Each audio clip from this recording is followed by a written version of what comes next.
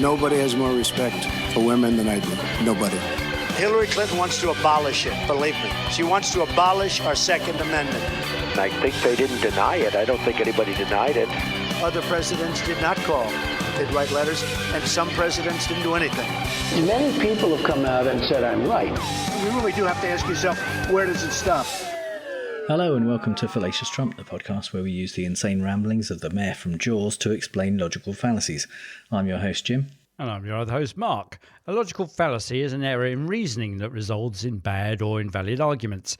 And the logical fallacy we're looking at this week is the wrong tool fallacy, also known as the methodological fallacy. Yeah, so this week we're doing something a little bit different.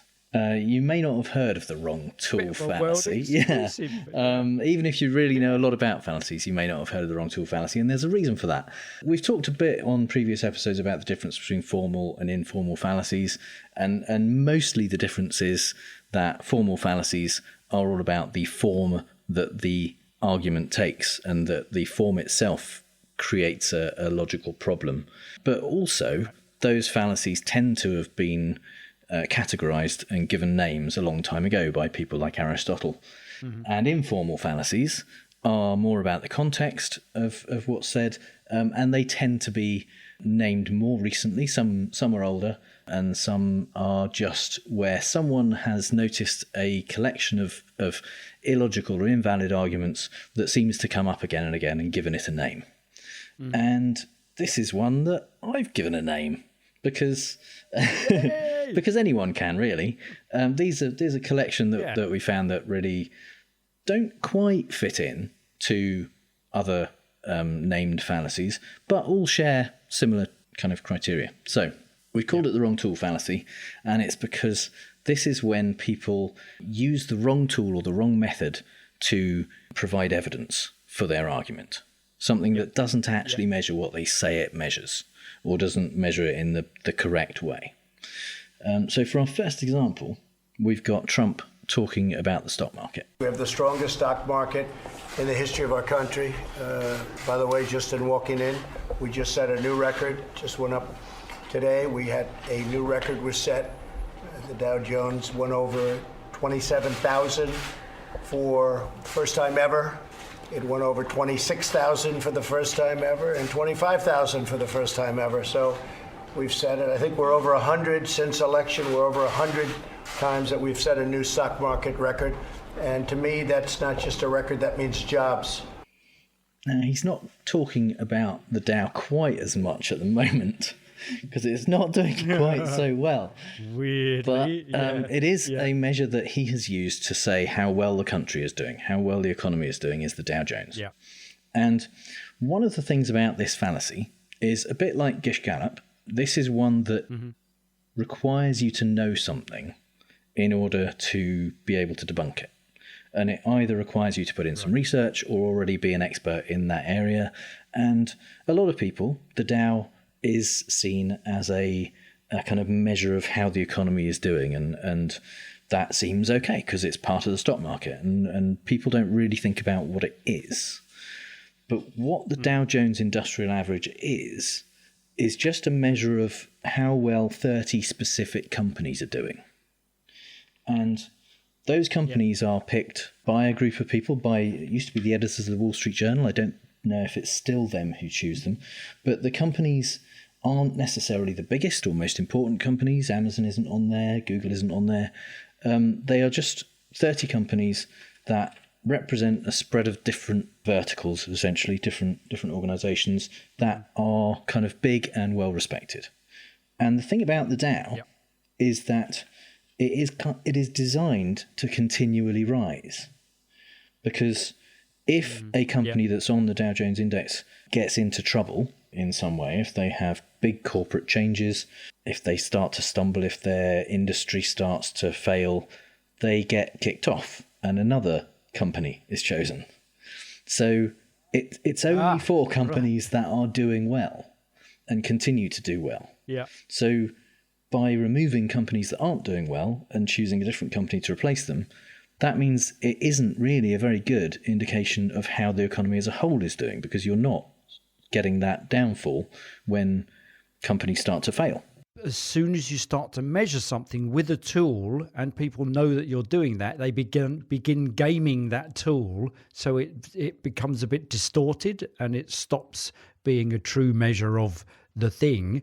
And it may well be the same for the stock market, in that, you know, not only do they replace it with, so the Dow Jones itself is gamed by the people that compile the Dow Jones. Arguably by being on that industrial average, those companies are seen by people who follow the stock market to some extent as more safe bets, stable companies. You know, so yes, it probably strengthens those companies just by being on there. Yeah. You get that observer bias. It becomes kind of like Bach. It makes me think of Bach's endlessly rising canon. That the piece of music appears to just be going up and up and up, and actually what's happening is it's something that's coming in at the bottom, replacing something that's reached the limit of its ability to go up, and that just kind of drops out, and then another bit of the canon comes back in again at the bottom and boosts it back up again. So it appears to sound as though it's continually rising, but it isn't. It's just bits are being replaced. So for Trump to say, and what that means to me is that they are jobs, it's not the right tool. You should be measuring surely the employment index, or if there is such a thing. So, you know, the number of people who are in employment. Yeah, absolutely. Maybe. And when you look at that, what you see is that, yes, there is very low unemployment at the moment. So that is a good indication that things are going well. But the number of jobs that have been created over the past, say, 3 years under Trump is lower than the number of jobs that were created under Obama's previous 3 years. So the last 3 years under Obama. Right. So that doesn't look as good for him. He can say there are records. No. He can say unemployment is at its lowest. But it's not about job creation. It's because there was a trend already happening, and that kind of plateaus over time. And so he's using the wrong tool to measure the buoyancy, the quality of the current economy.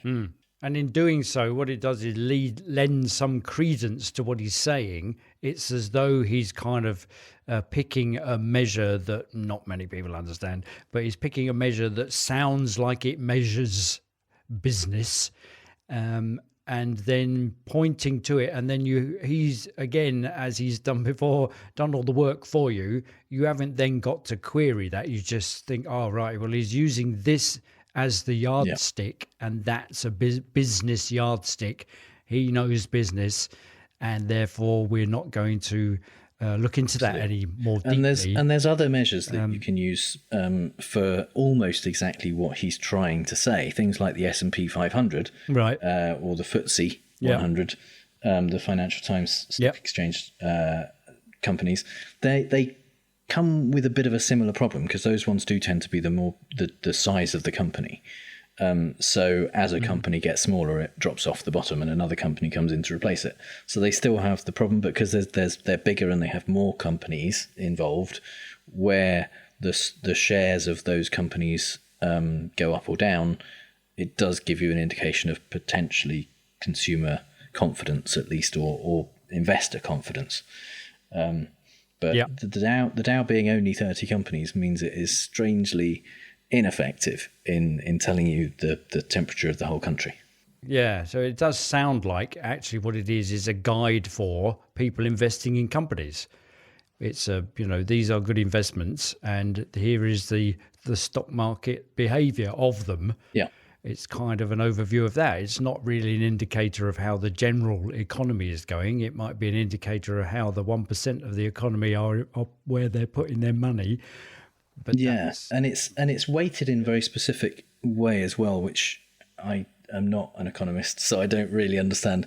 But something to do with the fact that these companies, even among the 30, they're wildly different sizes of company in terms of, although they're all big, some are multi-billion-dollar companies and some are only hundreds of millions.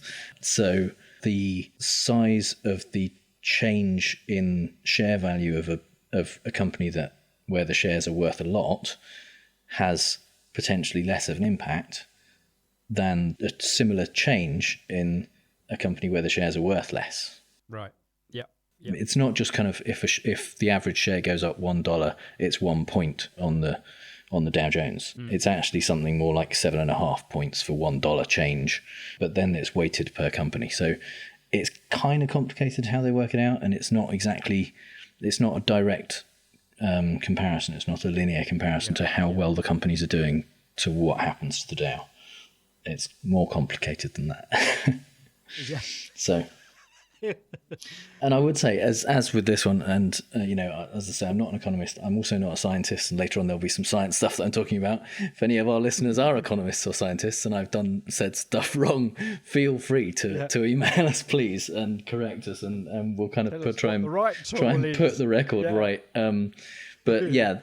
As I say, research is required to know that these tools are wrong, and so it's not always as easy as just saying, well, that's not the right way to measure that. Sometimes, however, it is.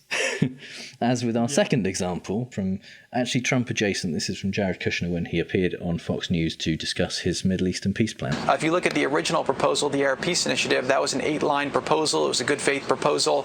Past proposals have been 2 to 3 pages. This is an over 80-page proposal with a map, never been done before. With a map. The length of the proposal is not the right tool, not the right measurement for whether your Middle Eastern peace plan is good or not. It's a good plan.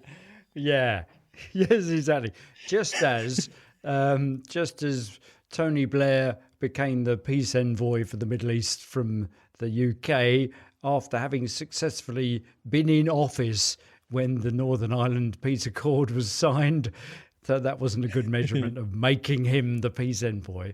I love that. It was an 8-line proposal, and this one's over 80 pages. Yeah.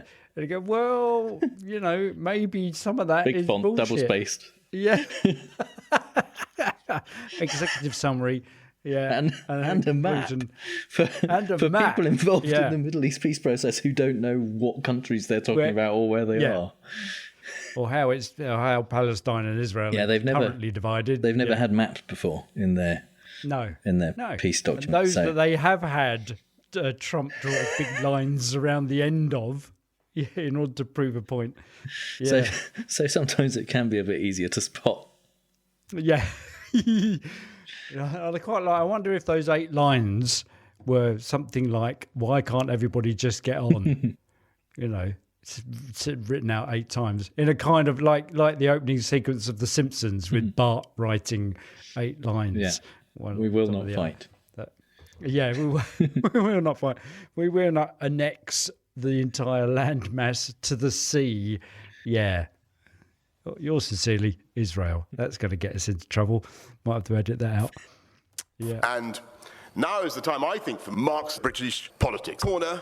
Well, I'm going to go big this time, because I'm purporting that the idea of democracy itself is the wrong tool. So shots fired at democracy. Yeah, exactly. Or at least describing something as democracy. So they're using the wrong tool and kind of disguising it as democracy. So in particular, it's about this particular thing that happened over here some time ago. 3 years ago, I committed to the British people that I would renegotiate our position in the European Union and hold an in-out referendum. Now I'm delivering on that commitment. You will decide, and whatever your decision, I will do my best to deliver it. On Monday, I will commence the process set out under our Referendum Act, and I will go to Parliament and propose that the British people decide our future in Europe through an in-out referendum on Thursday, the 23rd of June. The choice is in your hands, but my recommendation is clear. I believe that Britain will be safer, stronger, and better off in a reformed European Union. So I think the problem is there are several wrong tools going on. One of them is a promise. I made this commitment when we were being re-elected. So this was 2015, and he's talking about 3 years prior to that when he was in power with the coalition government with the Liberal Democrats, and then following that election, or following that term in office, they had a general election. He promised, as part of that general election, that they would hold an in-out referendum. So the manipulating of the populace began way back then. Vote for us, and you can have a referendum. And so he's saying, well, I promised that, so I'm going to deliver that. He promised a million other things. Yeah. Wasn't bothered very about those. few of which he didn't bother about those. No. So this kind of the wrong tool of promising stuff is one. And then I was looking on a website called stackexchange.com, and there's questions about when is a democratic vote actually the wrong tool, and the conclusion, the idea they put forward was that democracy works for decisions. So democracy being this idea of a referendum, rather than the other sense of democracy where we elect representatives to make decisions on our behalf. And this, I think, is an example of where there's a clash between whether a referendum is the right tool or whether it should have been something that they just sorted out themselves. So they're saying that democracy works for decisions where everyone is equally informed, or at least there's no reasonable way to exclude the ill-informed, and everyone is equally affected by the outcome. And the examples they give for bad situations to use a democratic decision, i.e. a referendum, is that not everyone is equally informed. Their example, which they say is the least contentious example that they could think of, voting on the value of the Planck constant, you would kind of, not everyone's informed about that, and I can't remember what it is. So that just to show that I'm not equally informed as somebody else who would know. So it would make no sense to vote on whether you think it's 10 to the minus 3. Yeah, a vote would be the wrong tool 57 miles. for figuring that out. Exactly. Yeah. And the other one, which was not everyone is equally affected by the outcome, the example they give is like two wolves and a sheep agreeing on what to have for dinner, which I think is quite cool. And so fundamentally the problem with Brexit, the Cameron going to the people to say, let's have a referendum about this, was that it was a vote between a half-truth and a lie. So everyone, it seemed to me, on both sides of the in-out referendum were actively misinformed for political ends. So the people who suddenly got involved in Leave or got involved in Remain, we've stopped looking at why they were doing it and merely got caught up in this notion that we've got to do it. It's got to be a thing that we exercise our right. And most of the commentators think that the vote went the way of Leave as a reaction to what the government had been doing in terms of the policies about austerity. So it was the wrong tool to elicit a response, and people used it as the wrong vehicle for expressing their dissatisfaction, and consequently we've got what we've got. And that's how you get had enough of experts kind of conversations. Where it's implying weirdly that experts are the wrong tool for deciding what you should do with this kind of monumental economic decision that affects so much of our laws and our sovereignty and everything. That listening to people who know what they're talking about is the wrong way to do it somehow. So, and speaking of experts, my second example is a series of tweets from. So this is kind of Britpol adjacent to Arron Banks, who is a British businessman and political donor. He's the co-founder of the Leave.uk campaign, and he was the largest donor to the UK Independence Party, UKIP. Nigel Farage there, and he helped Nigel Farage's campaign for Britain to leave the EU. So he's basically a Brexiteer.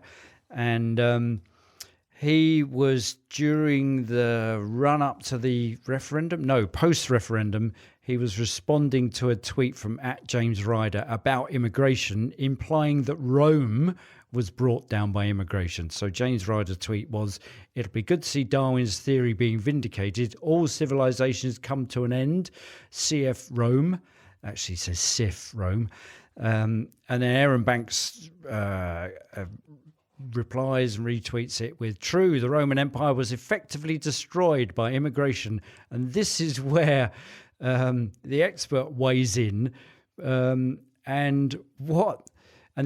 expert is Mary Beard, the Professor of Classics at the University of Cambridge, Fellow of Newnham College, Royal Academy of Arts Professor of Ancient Literature.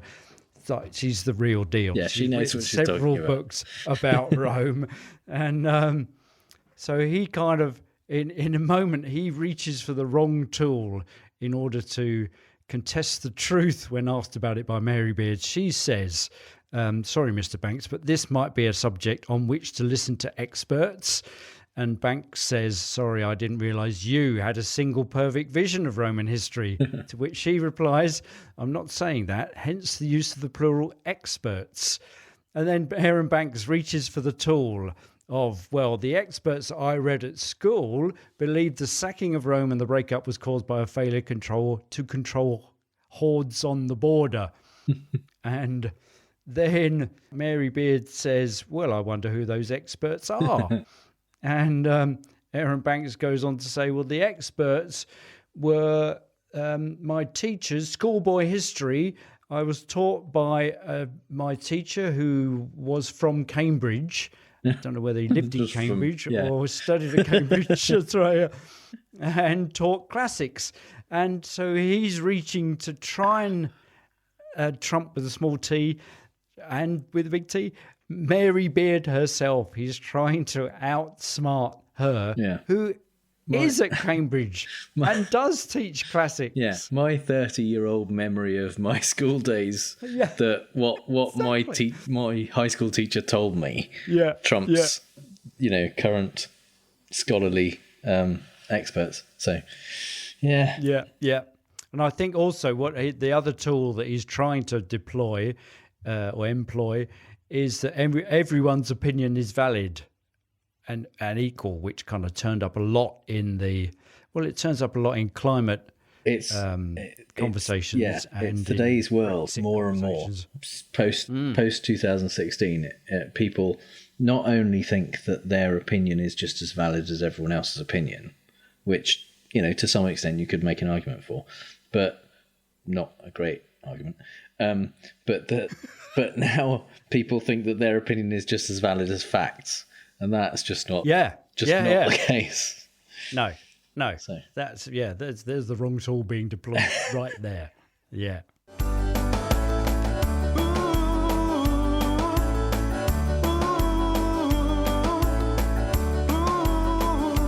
If I found a fallacy, be a fallacy in the morning, a fallacy in the evening, all over the wild.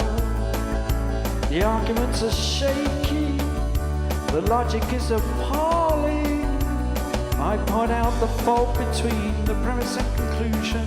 Oh, 'cause the fallacies are wild.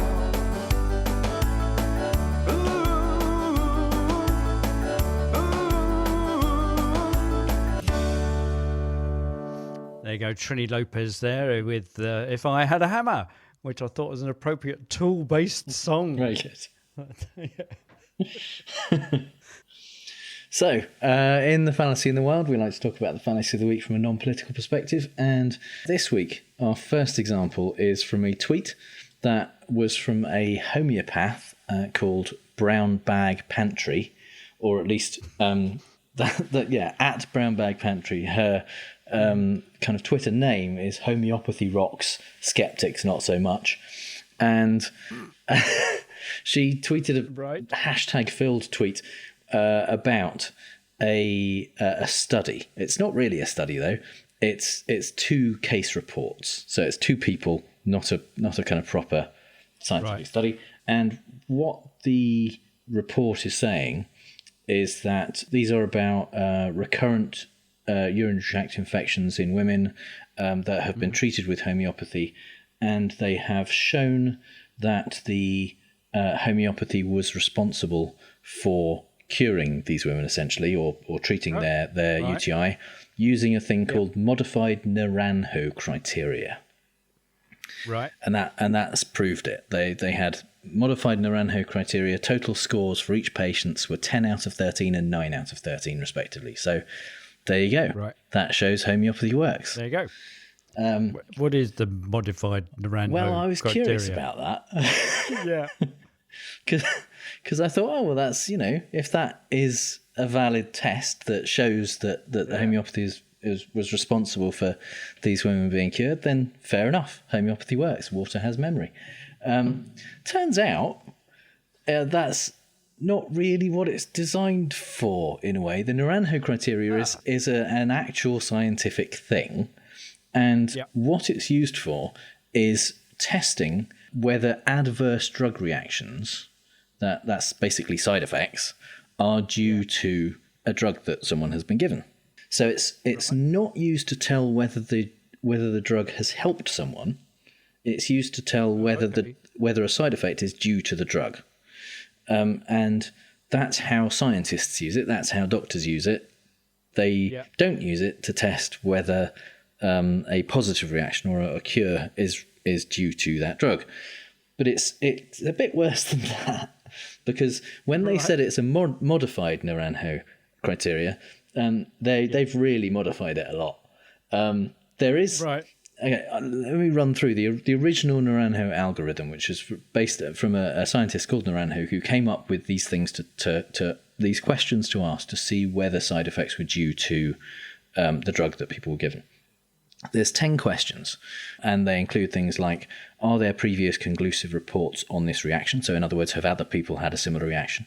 Did the adverse event appear after the suspected drug was administered? In other words, if they already had the adverse reaction, probably less likely that it's due to the drug. Did it improve when the drug was discontinued? Did it reappear when the drug was re-administered? Are there alternative causes that could have caused the reaction? Did the reaction reappear when a placebo was given? And things like that, basically. So they ask these questions, they do a kind of case study, and each one has a score that they add up, and that tells them how likely it is that the side effect is due to the drug that this person has been given. Yeah. There is a thing called the modified Naranjo algorithm, which is a slightly more accurate and more practical version of that, which actually only has 4 questions, because they found that of the 10, 6 of them were less useful for classifying whether the reaction was due to the drug or not, and 4 of them were kind of really determinative. So they clarified it and modified it to make it better. But that's not what this person is talking about. This person is talking about a specifically homeopathy modified one, where the questions that they ask, they use the same scale, they use the same kind of 10, well, they don't use the same 10 questions, they use 10 questions. But the questions they use include things like, did overall well-being improve? That's not on the original one. Did the course of improvement follow Herring's rule?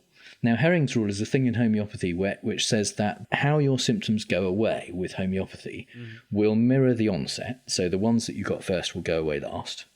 But they'll also work from the most vital organs to the least vital organs. So the kind of, if your heart is having trouble, that symptom will go away first. And also from head down to feet. So if you're having headaches and like itchy feet, the headaches will go first, and the itchy feet will go last.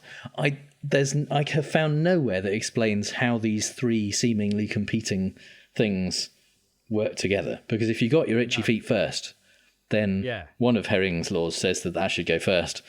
Anyway. Yeah. And if you've got if you have a heart attack after you've got itchy feet, surely that one ought to go, because it's mainly or the itchy feet is because you're being electrocuted, then that ought to go first. That's kind of vital to your existence, isn't it? Yep. Yeah. Okay. So, Right. those are they've modified They've that. really changed the questions. Yeah, One of them is: did the effect encompass more than the main symptom or condition? In other words, were other symptoms ultimately improved or changed? And that is given a positive score, meaning that if more things changed than just the thing you were being treated for, that makes it more likely that it's the homeopathy that has had that effect. Oh, okay. And is it changed for the positive, or is it? Because it says were other symptoms ultimately improved or changed. So, in other words, if your UTI improved, but anything else happened at all, like you could suddenly hear out of one ear that you hadn't been able to for a long time, then that's one in favour. One.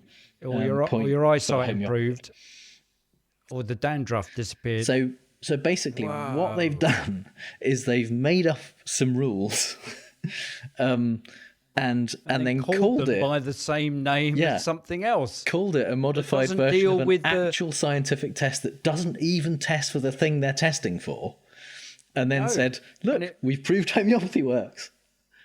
And it doesn't test, and it doesn't even the original Naranjo.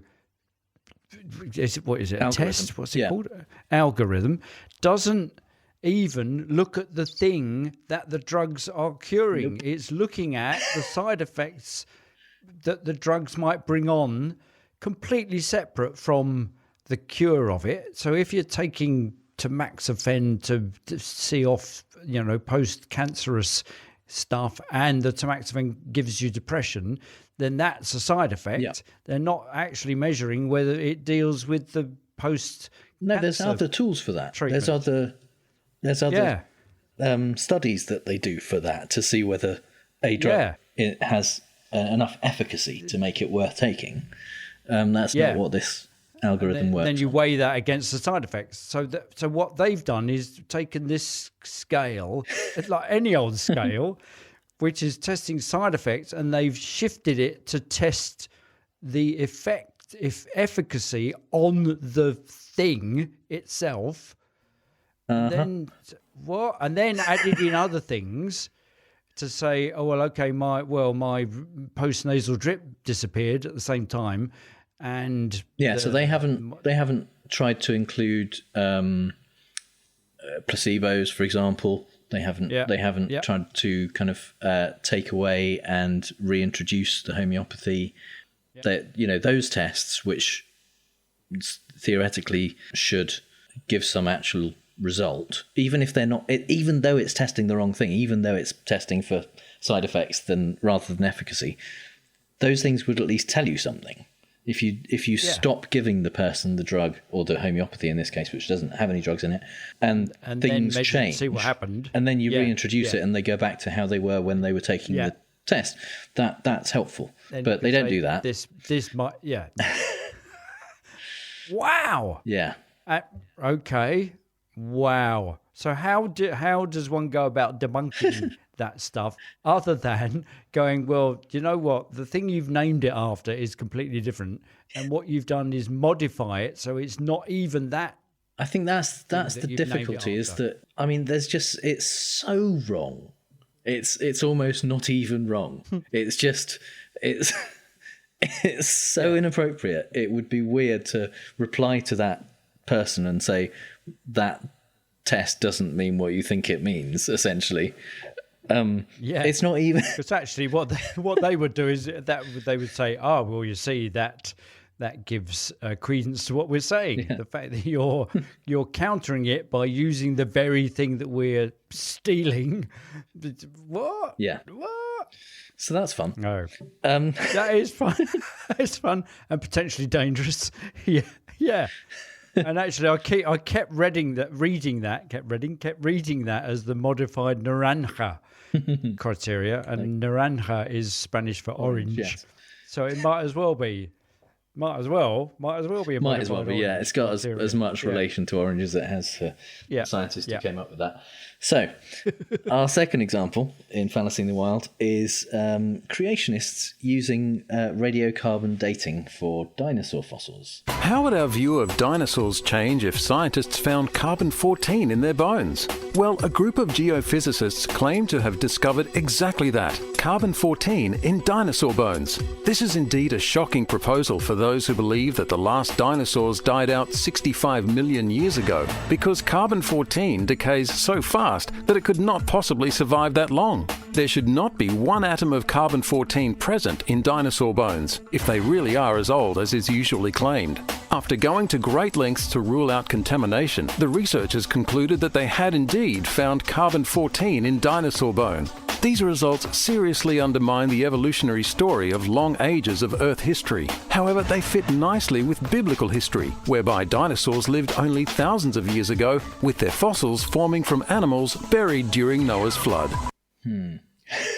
So, nice use of things in there with if, as people believe, they died out 65 million years ago, and then after extensive attempts to eradicate contamination, well, what were they? Yeah, so very quick explanation of radiocarbon dating. Again, if I get this wrong, please feel free to tell me. Yeah. Basically, there is carbon dioxide in the atmosphere. Carbon 12 is one of the isotopes of carbon that is found in carbon dioxide. Carbon 14 is another, and carbon 12 is by far the most common. It's like 99% of carbon dioxide, and of carbon as a whole, in fact. And in the atmosphere, there is all this carbon dioxide. Plants are taking it in as they photosynthesize, as they respire, and herbivores eat plants, goes into the herbivores. Carnivores eat the both plants often and herbivores. And so basically, we all get a certain amount of carbon in us through this method as we live. And the proportion that we get is kind of known and stays fairly stable throughout our lifetimes. However, once we die, we stop taking in carbon, and the carbon 12 is stable. The amount that you have doesn't change. Carbon 14 is radioactive, and so it decays over time. It has a half-life of 5,730 years. So, by comparing the proportion of carbon 12 to carbon 14 in a sample, you can tell how old that thing is. Yes. Exactly. Yeah. So that's very basically how carbon dating works. Yeah. And the fact that the half-life is only 5,730 years means that radiocarbon dating isn't great for dating very old things. The theoretical limit, using the kind of methods we have at the moment, is about 50,000 years, although it starts to get a bit dicey and less predictable as you get up past kind of 35,000, 40,000 years. Yeah. So trying to date dinosaur fossils, which are, according to reality, 65 million years old plus, is not the right way to do it.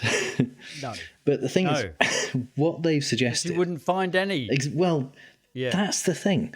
What they've suggested, and the reason they've said that, people claim you can't use it, is because it's so old that there wouldn't be any left.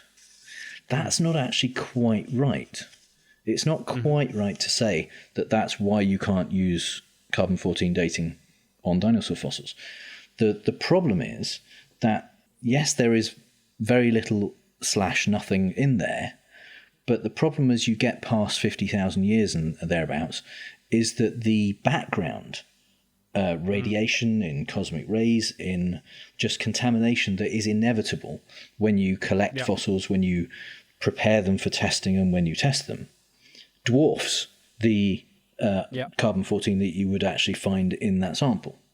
So that's why it becomes impossible to actually use as a measure, because you will still get carbon-14, you will still find it, but there's no way to say whether it came from your sample or from background kind of inherent contamination. When you're kind of digging them out, And if they're in amongst vegetation when you're digging them out, or you're digging them out of a tar pit or a petrified forest, then all of that's going to get, there's layers of stuff that are sitting on top of these things, which will have their own amount of carbon, and that's going to be wrapped around them, leached into them, disturbed when you dig them up.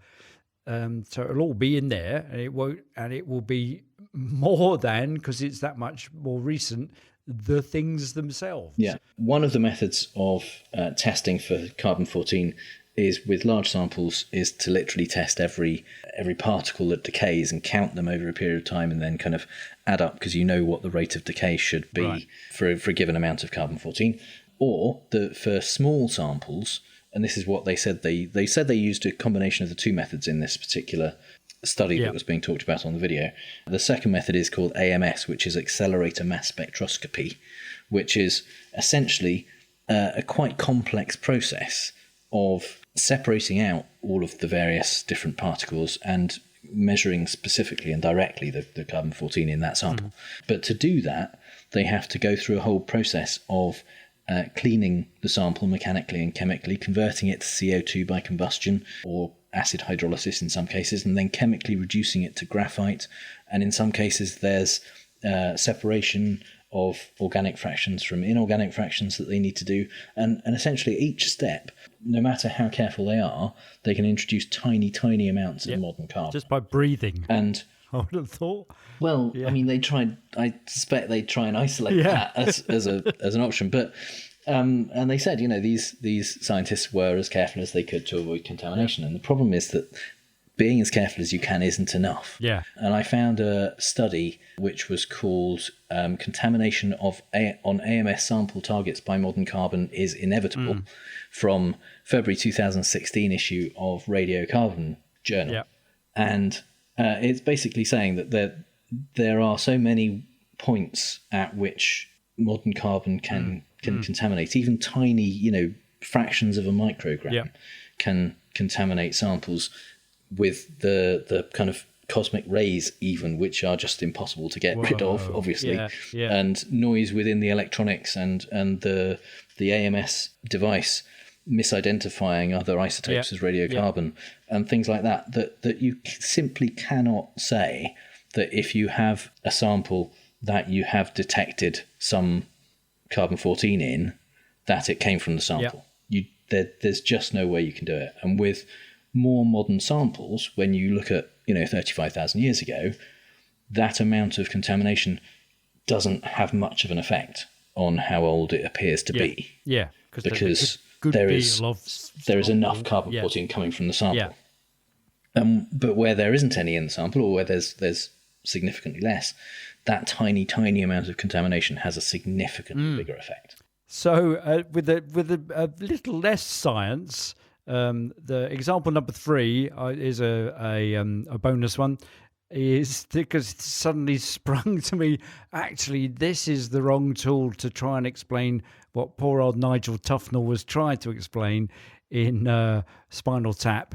This is the bit with the famous amplifiers. Up to what we use on stage, but it's very, very special because if you can see, the numbers all go to 11. Look, right across the board. 11, 11, and most of 11, the amps go up to 10. Exactly. Does that mean it's louder? Is it any louder? Well, it's one louder, isn't it? It's not 10. You see, most blokes, be playing at 10. You're on 10 here, all the way up, all the way up, all the way up. You're on 10 on your guitar. Where can you go from there? Where? I don't know. Nowhere, exactly. What we do is, if we need that extra push over the cliff, you know what we do? Put it up to 11. 11, exactly. One louder. Why don't you just make 10 louder and make 10 be the top number and make that a little louder? These go to 11. This is great, isn't it? It's one louder. It's one louder, isn't it? So it's louder. Is that with the implicated? It's more special because it goes up to 11. it kind of glosses over. There's all sorts of wrong going on in there because only one of the knobs on an amp, if you've ever seen an amplifier, is loudness. Everything else is like there's treble, bass, there might be presence, there might be a bit of reverb and stuff. You put them all up to 11, it's, you know, it's kind of, there's the implication that it makes it that is somehow better, but it kind of, it doesn't even say, well, yeah, it makes it louder, because the guy reads quite reasonably says, why don't you just increase what he's saying is just increase the power of the amp so that when you get to 10, it's a lot louder. And then he just goes, that lovely silence, he just goes, these go up to 11. These go to 11. Yeah. Where do you go from there? So, it is the arbitrary numbers on an amp are the wrong tool for measuring how loud it is, because amps are not necessarily comparable, different powers and so on. So, what you need is something like a decibel meter to test the loudness of something rather than a non-standardized number that isn't the same across other amps. But they do look great. I mean, they got, you know, and actually, they got to 11. If you just got some Letraset, like proper old school Letraset, and put an 11 on it, that would just simply make it better. So we're gonna play fake news, folks. I love the game. It's a great game. I understand the game as well as anybody. Yes, it's time for Fake News, the game where I read out 3 Trump quotes, 2 of which are real, and 1 I made up, and Mark has to figure out which one is fake news. See, if only we'd actually used the right tool to measure this, and if we'd measured the number of vowels that I'd use in my explanations of why I've chosen the one that I've chosen, then I would be winning all along. You see, we're using the wrong measurement system for scoring this, and that's why I'm losing. Okay. So, well, you are losing, yes. It is currently 16 out of 43 is your current score. Yeah. But, you know, there's always that possibility that this might be your week. So, the theme this week, we're back to that kind of gift that just keeps on giving, the Milwaukee rally from a few weeks ago, a couple of months ago now, actually, because there was more. Right. Oh, God. It was amazing. It was so rambling. Statement number 1. Yeah. These people, they're horrible people and they don't get in trouble. If I did half of what McCabe and Comey did, they'd impeach me again. Maybe we should impeach them. Maybe it's time we impeached Hillary. I'm kidding. Maybe I'm not. Those people in the back, the fake news media, they're so corrupt and so stupid they can't tell when I'm kidding. I'll say something like I'm going to be president for 12 more years and they think I'm serious. Well, maybe I am about that one. Okay. Statement number 2. Yep. You know, with the wall, we're building a wall. You know that, right? And by the way, they think they caught me and they'd never catch us because, you know, Mexico's paying for the wall. You know that. You see that. It's all worked out. Mexico spent. It's driving them crazy. Now they say, okay, he's building the wall, but Mexico didn't pay. Mexico will pay. And here's the thing. You'll see that it'll come out. We'll do it sometime during the debate or maybe before our debate, the real debate that people are going to watch. Okay. And right. A lot of words said. Nothing actually no meaning at all. Yeah. It's the wrong tool for measuring meaning. Statement number 3. If you love your children and you have a farm or a small business or a small ranch or even a large ranch, you have no estate tax. You'd give it to the kids. If you don't love your children, anybody in here doesn't love their children? There are some. Come on, raise your hand. There are some, like, you know, they're brats, they're little brats, they're horrible human beings. So if you're one of them, this doesn't help you because you'll save some time. How did he go from estate tax to time? Okay, he's dealing in time now. See, but it is another second-rate stand-up comic stuff, isn't it, from the 50s? It's that kind of... you give it. If you don't love your kids, anybody here doesn't love the kids? There are some. Come on, raise your hand. There are some, like, you know, they're brats. They're little brats. They're horrible little human beings. And you're one of them. Where are you from? Hey, that's my hometown. Yeah. Yeah, where are you from? Yeah. You got any kids? Yeah. Oh, Jesus.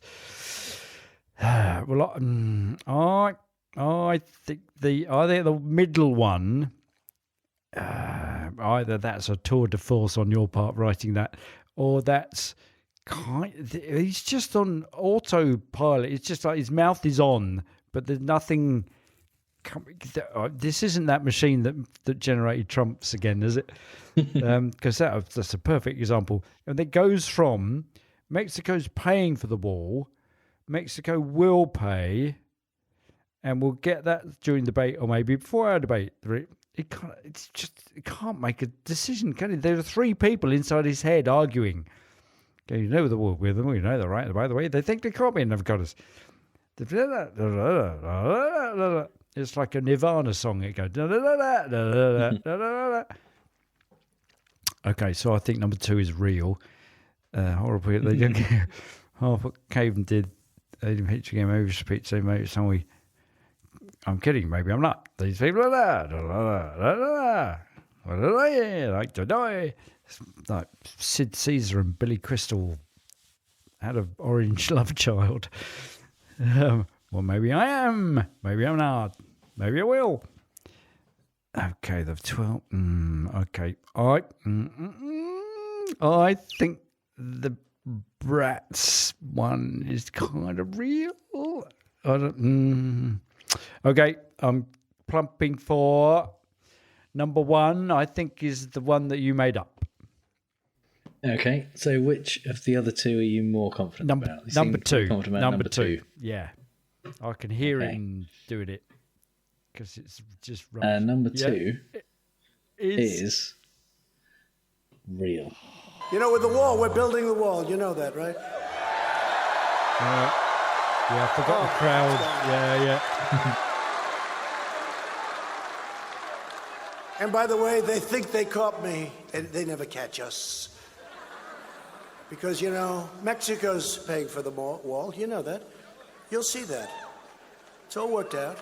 Mexico's paying. It's driving them crazy. Now they say, okay, he's building the wall. But Mexico didn't pay. Mexico will pay. And here's the thing. You'll see that. It'll come out. We'll do it sometime during the debate or maybe before our debate, the real debate that people are going to watch. He doesn't go on to elaborate on how Mexico will pay or anything like that. He then moves on to something completely different. So he's just done the thing. We go, we're building the wall, and they go, and then he goes, they'll never catch me, and then he turns it on to the crowd. They'll never catch us. So he constantly gets the crowd to identify with him or identifies with the crowd during the debate, maybe our debate, the real debate that people are going to watch. Well, which is the other debate then? The one that they're not going to watch. The Democratic debates, presumably. But that nobody's going to watch. Yeah, not the real ones where we lie all the time. We're going to have the other ones where they do that horrible thing with facts and experts that nobody's interested in. Yeah, Jesus. Okay. Oh, right. Okay. So horrifyingly, that was real. So that one was real. Yeah. Okay. So you also think number 3 is real? Yeah, because of the little brats one. Yeah. And number 3 is real. If you love your children and you have a farm or a small business or a small ranch or even a large ranch, you have no estate tax. You can give it to the kids. If you don't love your children, anybody in here does not love their children? There are some. Come on, raise your hand. There are some. Like, they're brats. They're little brats. They're horrible human beings. So if you're one of them, this doesn't help you because you'll save some tax. What? So, I mean, to be fair to Trump, his children are horrible human beings. Yeah. So, they are, yeah. So he's kind of trying to do that, universalizing his own experience to the rest of the world, and the rest of the world just looking at each other, going, "No, my kids are nice." Yeah, no, of course we love our children. What are you crazy? Yeah, not like those Trump kids. Jesus, they're awful. Yeah, and then what is the conclusion? What is he talking about there? So he's basically saying there's no estate tax, so when you pass it on, there's no inheritance. You don't pay anything. So then he gets trapped because he's going, you love your kids, you can hand them on, and then he just goes down that alley. Well, what is the other option if you don't love your kids? No, nobody doesn't love their kids except you, and you don't pay any tax whatsoever. So that's fine. And then he doesn't resolve it because he just says, this doesn't help you because you'll save some time. No. Yeah. I think you'll have to pay some tax. His brain, to the extent that it's there, had moved on to the next thing he was going to say before he managed to finish that one. So he forgot he was talking about estate taxes or anything like money or anything like that. He was just, he'd already started the next thing. I think giving his brain too much credence there. I think his brain left a long time ago. And he's probably just, the next hamburger. Oh, Jesus Christ. All of which means that you have won next week. Woohoo! So you are now on 17 out of 44, which I think is about 38%-ish, something like that. Yeah. Oh, brilliant. So congratulations. Oh, thanks so very that, yes, that was all just completely made up for impeaching him again. You could almost do it by, and the 12 more years and the fake news. You could it's just so nearly is the thing that, if it wasn't for the stand-up comic nonsense, I could have easily have gone that. In fact, I think we should just cut him up and make him say that, and nobody would know any different. They'd just go, oh yeah, I was there when that happened. He did recently suggest impeaching Obama. Right. And it wasn't 100% clear that he was joking. Okay. I forget exactly what it was for. Yeah. Just, just for being nicer than he is. I think. Yeah. But, yeah. Okay.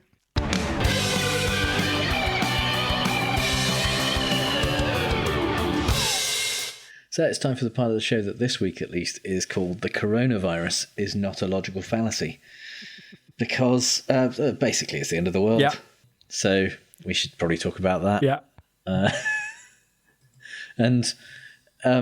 Trump kind of seems more concerned about the economy, which has taken a massive hit thanks to the coronavirus. He did a press conference last Wednesday, which I presume was supposed to reassure people. Right. And according to the Dow Jones, at least, certainly did not have that effect. And also the fact that 38% of Americans will have said they won't drink Corona beer because of the coronavirus. I love that. Which is a large number. I mean... I wonder if it's it is, let's face it, it's the same 38% who would still vote for Trump. Yeah. And they've reported something like $136 billion loss or something as a result of stupidity. Like up until then, they've been gladly drinking it, not knowing that it contained this virus, and now they're not drinking it because they're sure that it contains a virus. What the hell? Yeah. Because in England, all of the people who were kids in the 70s, we all used to drink orangeade and lemonade made by Corona. So we'd have these big, tall glass bottles. So I'm actually immune because I've drunk so much Corona as a kid. That's it.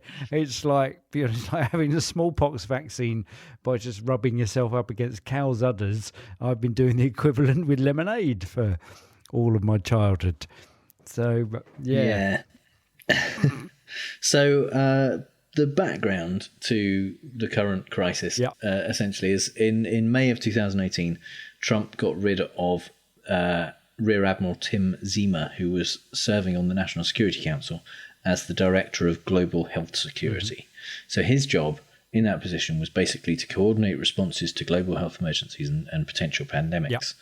And he was apparently very good at that. He worked on a malaria outbreak during the Obama administration and is credited with saving millions of lives in that position. And Trump did not replace Tim Zima with anyone. He got rid of that position. Right. So he stopped there being a person who is in charge of coordinating responses to potential pandemics. And the National Security Council Director for Medical and Biodefense Preparedness, Dr. Luciana Borio, she left the same month as Tim Zima was let go, essentially, and she was not replaced either. So there's basically, for the last 2 years almost, there's been no one in charge of preparing for potential major global health problems. And now it's suddenly quite important that there is someone doing that, because there's a major global health problem. Well, and we've had another outbreak of Ebola since the one that happened during Obama's presidency. But that wasn't enough to warrant actually employing someone to do that. And so rather than decide that actually that position was quite important and hire someone new, like maybe, I don't know, a scientist or someone who knows anything at all about health or medicine in any way, Trump appointed Mike Pence to lead the task force to control coronavirus in the US. That well-known medical expert who didn't he recommend prayers and thoughts and prayers for during HIV in the 90s leading to a significant HIV outbreak in Indiana, his state. Yes, he also, as recently as the 2000s, claimed that there's no evidence that smoking causes cancer. Yeah. Apart from all the evidence, So, and again, whereas it wouldn't be so awful if Trump appointed Pence in charge and then Pence employed or got some medical professionals or some experts involved.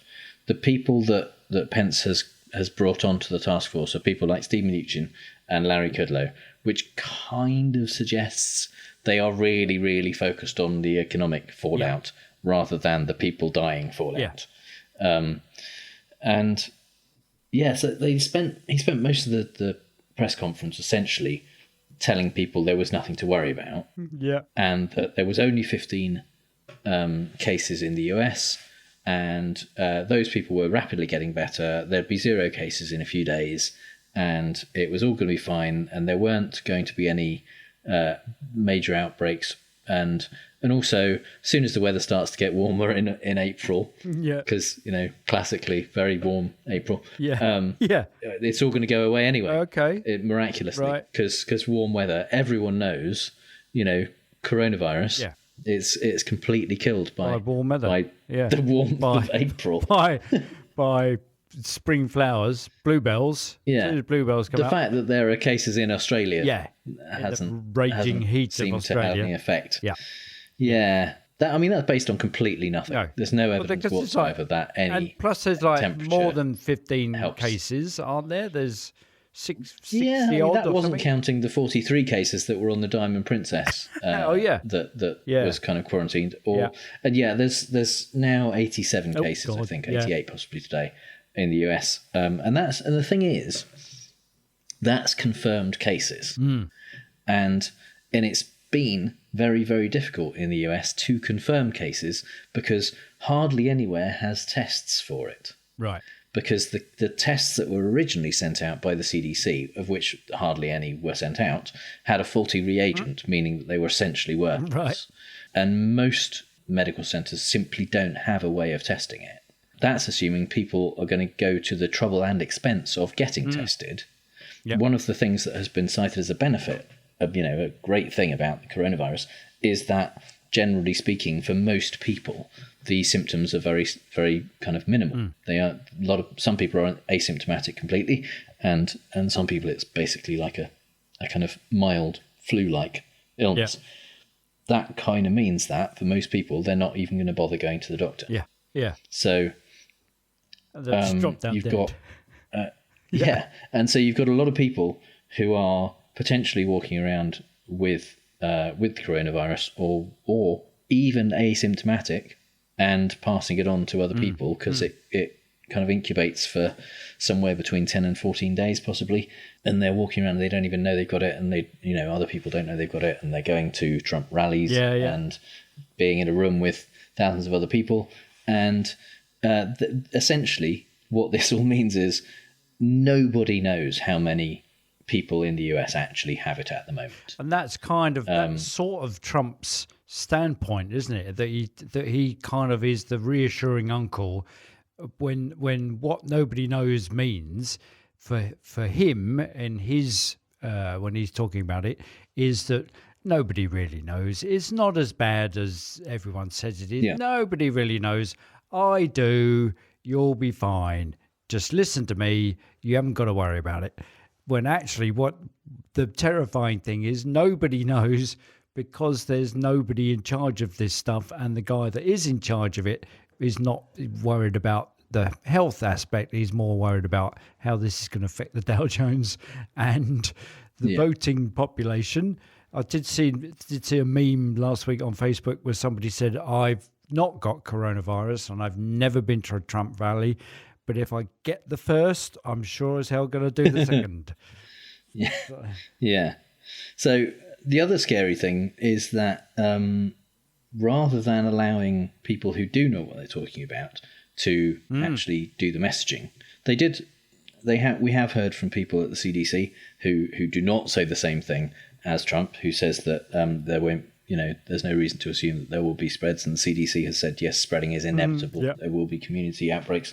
We also have people like Anthony Fauci, the director of National Institute of Allergy and Infectious Diseases, who, before the press conference, before Pence was appointed coronavirus czar, Fauci was scheduled to appear on all the Sunday shows, basically, to talk about it and what was going on and what the plan was. And he was ordered to cancel his appearances, and Pence went on the Sunday shows instead so that he could talk about what they were doing, and claimed when the question came up about whether people were being tested, he said that 47,000 people had been tested and screened at airports coming into the US. Tested and screened. Screened is doing a lot of work in that sentence because those people have not been tested at all. Those 47,000 people were asked questions about where they've been and if they've had a bit of a cough. How you feeling? That was the screening. Was do you reckon you have coronavirus? And then they were let in. In evacuating people from the Wuhan province, Americans, the CDC said that they should not go and get the people and bring them back on a plane with people who were not infected. And the Trump administration went, be all right. Fine. And went and did that. And according to a whistleblower, they did that without any particular kind of protective gear or letting other people know. So they're not even taking really the kind of most basic precautions to avoid things causing a problem. And now there have been a couple of cases, at least in the US, where people have been infected who haven't travelled and don't know anyone who's travelled. They appear to have caught it from their community, and there's been at least one death in Washington State. And as I say, nobody currently knows how many people are infected with it. It's not. We're not trying to scaremonger here, I should say. It is just because nobody knows doesn't mean it's a lot of people. It's certainly more people than we know about. There's certainly more than just the 87 confirmed cases who are infected. And as those testing kits do start going out properly to more medical centres, the number of people that are confirmed as people who have it will increase, and that doesn't mean it's spreading. It means that we are just measuring, getting a better more of them. Sense of how many people there are. The US is still a huge country. It's 320 million people. It's likely still extremely unlikely that anyone you come across has it.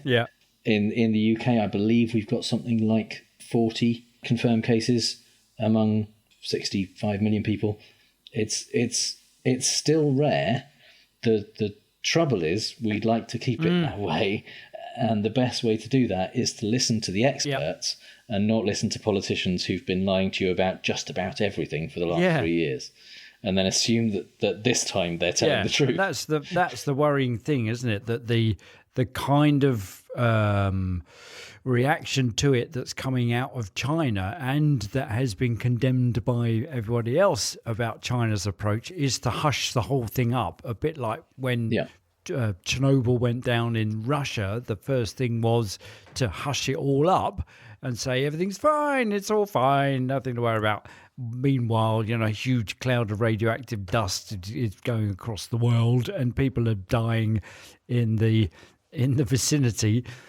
And it's just that whole. That's why at the head of the episode we got he is the mayor from Jaws, and he's the great bit in the Guardian article that describes him. He's the first instinct of the Manhattan hustler hotelier is loudly assuring the guests that the strong smell of burning coming from the ground floor is merely the chef trying out a new barbecue rather than a sign the building's on fire. And crucial to that effort is talking loudly over the fire marshals or even gagging them altogether. So it's that. So the frightening bit is that the so-called democratic Western governments, and I include our own in the UK as well as the US's, are adopting Chinese Russian totalitarian state behavior and denying it rather than just being transparent and turning to the experts and the World Health Organization and not saying, oh well, it's being weaponized to prevent me getting elected again or to detrimentally affect the stock market so that my grip on the economy is seen to be worse than it is.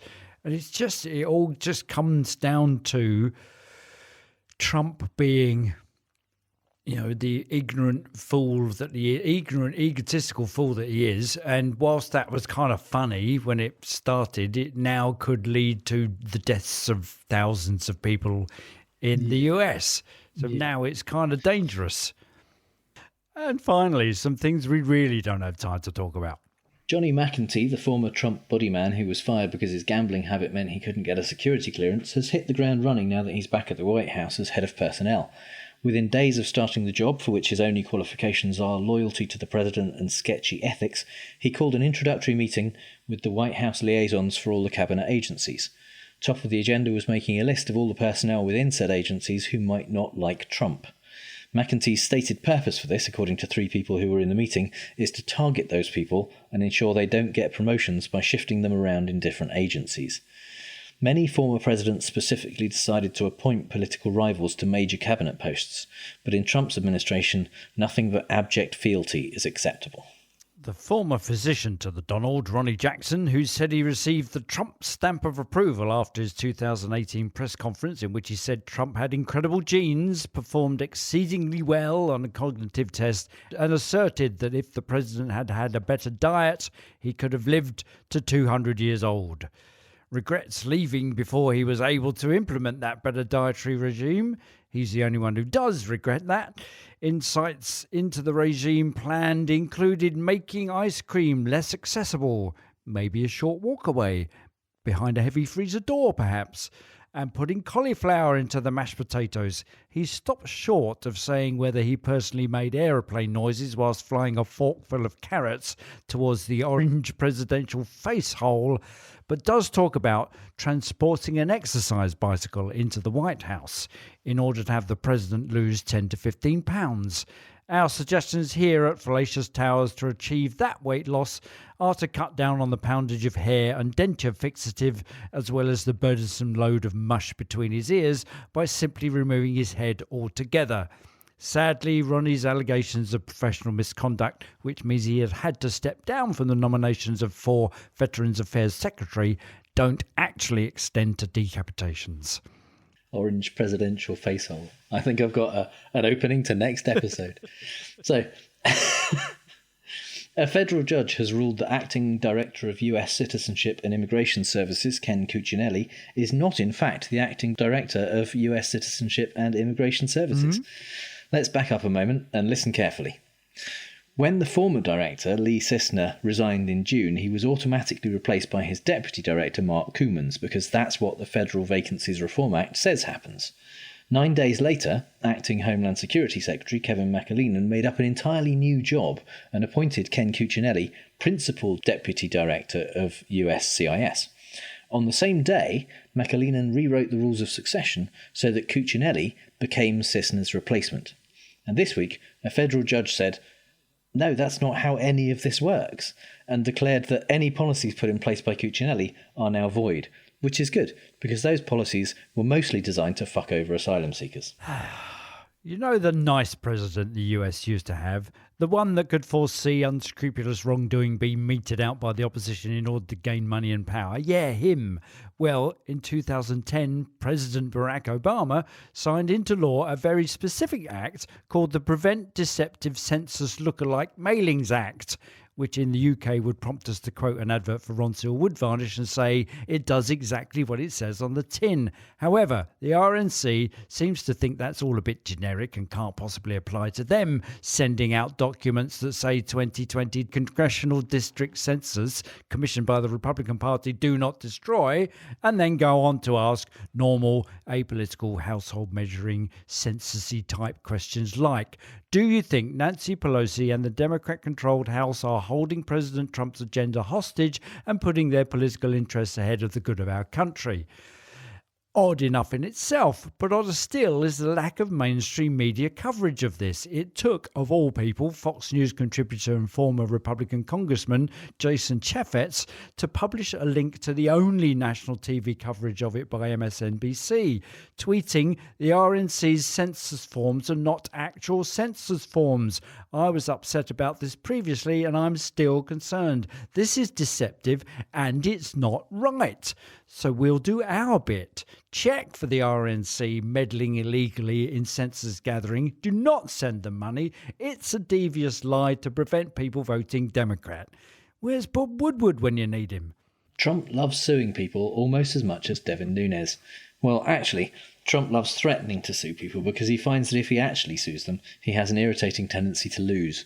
Which makes it all the more surprising that the Trump campaign has sued the New York Times for libel for an opinion piece about Trump's ties to Russia during the 2016 campaign. Yes, you heard that right. They're suing not about a news story involving disputable facts, but about an op-ed in which someone expressed an opinion they didn't like. And they're claiming millions of dollars in damages. No specific amount, just millions, like Dr. Evil wrote the lawsuit. It seems that between someone having the idea to sue and the lawsuit being filed with the New York State Supreme Court in Manhattan, nobody pointed out to the Trump campaign that the discovery phase of this lawsuit would involve them producing evidence of any communication they had with the Russians. I don't think this one will make it to a courtroom. In a similar vein, the statement, I quote, was so inappropriate it's almost trying to take the people who feel a different way and get them to vote the way that they'd like them to vote. I thought it was so inappropriate, such a terrible statement. No, not about Trump, nor a moment of self-awareness by Trump, but Trump saying it about Sonia Sotomayor and demanding that she and RBG recuse themselves from all Trump-related matters. Which is difficult because, as Sotomayor says, the Trump administration immediately runs to the Supreme Court when the lower courts don't rule their way. So the Supreme Court appears to be filled with nothing but Trump-related matters. Trump's running out of investigators to complain about and previously stayed away pretty much from attacking the Supreme Court, which has repeatedly sided with his administration on controversial issues. But Trump's attacks on an Obama judge who ruled against his administration's asylum policy earned a rebuke from Chief Justice John Roberts. We do not have Obama judges or Trump judges, Bush judges or Clinton judges, he said in a statement. What we have is an extraordinary group of dedicated judges doing their level best to do equal right to those appearing before them. That independent judiciary is something we should all be thankful for. Let's hope Ronnie Jackson's advising RBG on her diet. We need her to outlive every single Republican in existence for the sake of truth, justice, and the American way. The deal maker strikes again, this time securing peace in Afghanistan. Yay! Wait, that's a good thing, right? Well, yes, if the Trump administration's negotiation skills were up to the job. All the US has to do is withdraw their troops from the area, leave the Taliban in charge of the areas they currently occupy, lift sanctions, and release 5,000 Taliban fighters currently held prisoner in exchange for 1,000 Afghan security force prisoners currently held by the Taliban. Then the plan is that the Taliban will essentially protect local forces and the US from other terrorist groups like Al-Qaeda. Sounds like a pretty terrible one-sided deal that might nevertheless signal the beginning of the end of a long drawn-out war. Of course, it might have helped if the US checked with Afghanistan, who have said today that there's no way they're releasing 5,000 Taliban prisoners, which was apparently a deal-breaker for the good old Taliban, who've gone back to attacking local Afghan forces. Send Kushner in. Obviously the peace deal just didn't have enough pages and a map. And in Britpol news, Perma-smirk-wearing Home Secretary Priti Patel is introducing immigration rules that wouldn't have let her own Tory-voting, party-funding parents in, and is being sued for bullying and constructive dismissal by Home Office Chief Sir Philip Rutnam. To counter this, Boz's press office released news that he's expecting a child with his girlfriend, to whom he's just become engaged. Nice try, Boris. Won't wash with us. Speaking of which, that's his advice to combat coronavirus. Having disinvited the Labour and Remainer Mayor of London from the emergency meeting about coronavirus. And today we also heard that the Tory government tried to block the appointment of Mary Beard, her again, as a trustee to the British Museum for her pro-Europe and, let's face it, learned and informed long views, grip of history, and how it doesn't particularly favour fat, blonde, public school educated, self-important, ignorant, entitled arse-faced Latin manglers. Hashtag Where's Boris and hashtag Johnson Fiddles whilst Rome floods are also trending. So that's all the bad arguments and faulty reasoning we have time for this episode. You can find the show notes at fallacioustrump.com, and if you hear Trump say something stupid and want to ask if it's a fallacy, our contact details are on the contact page. Do you think we've used a fallacy ourselves? Let us know. And if you've had a good time, please give us a review on Apple Podcasts, Stitcher, or wherever you get your podcasts. You can connect with us and other listeners in the Facebook group at facebook.com/groups/fallacioustrump. All music is by The Outburst and was used with permission. So until next time on Fallacious Trump, we'll leave the last word to the Donald. That's right. Go home to mommy. Bye. Bye.